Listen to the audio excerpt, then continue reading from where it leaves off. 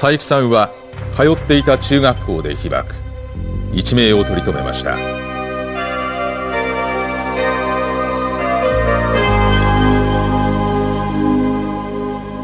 当時佐伯さんは現在の原爆ドームから東へおよそ130メートルのところへ住んでいました。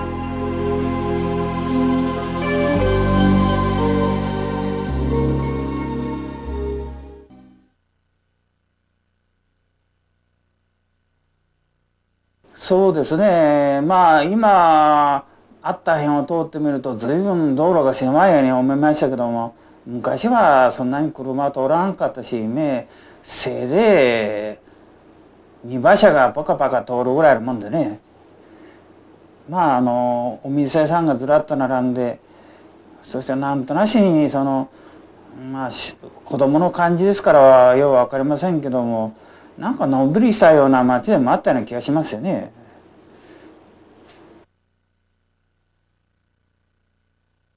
そうですね、ちょうどね、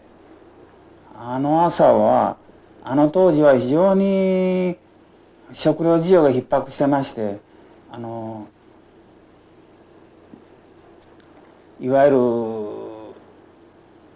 なんて言いますか、配給ももうお米じゃなくってコーランとかじゃがいもとか、それがもう配給になって、それが主食いうような形になってましたんでね、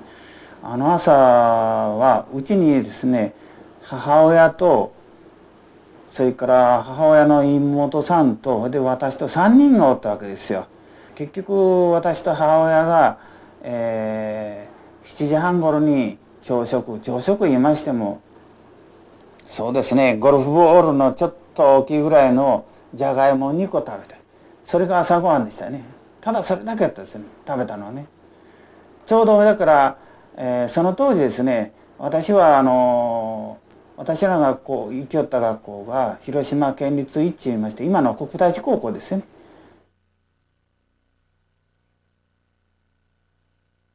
学校の方が家でブラブラしとるくらいだったら防空要員としてちょっと学校来てくれんかっていうことやったんですよ。それで私は8時にですね、8時に入れたんですよ。そしてちょうど広島県立一中の校舎の中へ入った途端にドカッと来たわけですよね。その時になんていうか、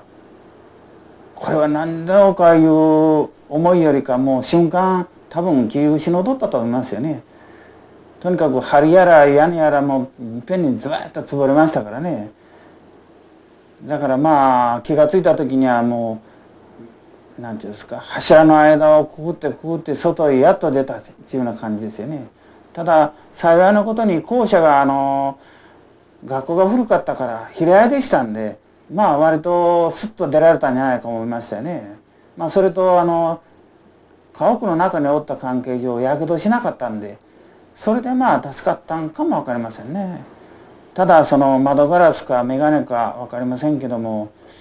左の目やられてですね、もう気がついた時には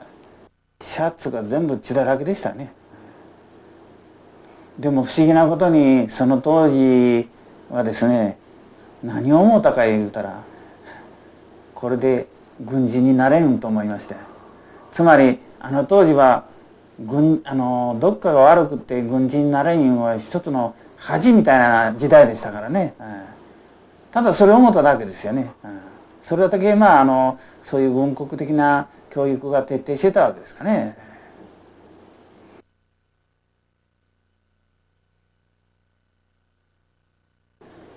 それからその後の惨状いうのはもう皆さんがいろんなことで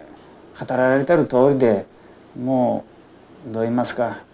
あちこちにもう火がついて燃え出すし、それからほとんどの家が潰れてましたからね。だからまず南の方へ向いて逃げようか思いましてですね、とにかく昔は今と違うて道が狭かったから家が倒れると道がないんですよね。それで屋根の上をポイポイ歩いて逃げるわけなんですけども、下から助けて助けていう声がしてるんですけどね、どうしようもないんですよ、とにかくね。あちこちあちこちもう火の手が上がってましたからね。それで結局日赤の病院への玄関へね入りまして、もうその時にはもう目が血で目が目になって、で看護師さんが手拭いかなんかでねこう鉢巻きみたいに両の目を縛ってくれたわけですよね。それでなんとかかんとか血が止まったんじゃないか思うんですけどね。まあそんなんでそれから喉が渇いてから水飲ませてくれたら水飲んだらダメだって言って、まあ、梅干しを一つ口の中放り込んでくださったんだ。どなたが看護師さんは分からんけども、いわゆる目隠しされてると同様ですから見えませんでしたけどね。そのうちになんかまた爆弾みたいな音がするなと思ってたら、やっぱりその当時なんか黒い雨が降って、雷雨があったらしいんですよね。もう水飲んだらいかんけどもう喉が渇いてたまらんから消防車のそばへ行ってなんか垂れる雫をねなんか飲んだ覚えがありますよね。そしてみんなにこう乾パンをこう配ってくださったんだけども、唾が出ないからね食べられるんですよね。唾が出るもんだから口の中入れてもね食べることができない。でそのうちになんかこう熱が出てきたような気がしてね、それからなんかまた陸軍のトラックが来て、でなんか宇品の方へ行くから言うんでですね乗せてもらって、宇品港から金輪島へ収容されます。金輪島で2日3日おりましたかね。ずっと高熱と下痢続きで、それから今度金輪島から今度は大竹へ行くいうと、それで当時暁部隊の船がですね大きなイカダをね引っ張ってね行くんですよ。ところがそのイカダへ乗ってる間にバタバタバタバタ人が死ぬんですよね。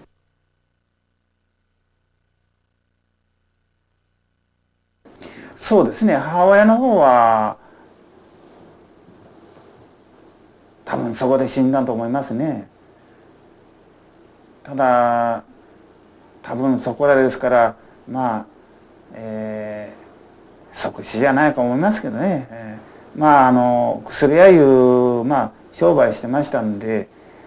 お客さんがあるいは来てたかも分かりませんけども、後日そこらを探しに行ったら骨がありましたよね。だからまあ果たしてうちの母親の骨かお客さんの何かそれは分からんけども、自分とこのこうどういうんですか家財のこう焼け残りからここ間違いないなっていうことが分かりましたんでね、その骨を拾って帰りました。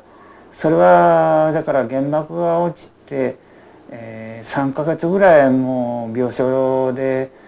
ブラブラしてましたからね、もう10月か11月ぐらいでしょうかね。